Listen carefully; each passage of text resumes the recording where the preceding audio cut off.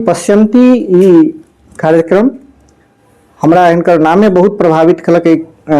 जे कार्य काव्य गोष्ठी के नाम पश्यंती रखलखिन। अब नहीं जानी किया की रखलखिन से तो हम नहीं बुझो, लेकिन पश्यंती एक विशिष्ट नाम है। पश्यंती के विषय में वाणी के जे चारिटा भेद कहल गेल छै, ओहिमे एकटा भेद पश्यंती होइ छै। परा, पश्यंती, मध्यमा और वैखरी। ई शास्त्रीय रूप से जहन पर विचार कयल जाइ छै तो ओहिठाम कहै छथिन परा बांगमूल मध्यस्था, पश्यंती नाभि संस्थिता, हृदिस्था मध्यमा गेया, कंठ वैखरी कंठ देशका। तो बाण के जो वाणी के जो मूल चक्र में स्थित वाणी छै ओकरा परावाणी कहै छै। पश्यंती जे छै नाभि संस्थिता, नाभि देश में स्थित वाणी के जे स्वरूप छै ओकरा पश्यंती कहै छै।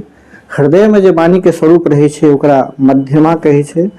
और कंठ से निकल के जे दोसर के कर्ण गोचर होइ छै, श्रवण गोचर होइ छै, ओकरा वैखरी कहै छै। हम सब अपना सब वैखरी वाणी के माध्यम से एक दूसरा से अवगत होइ छै।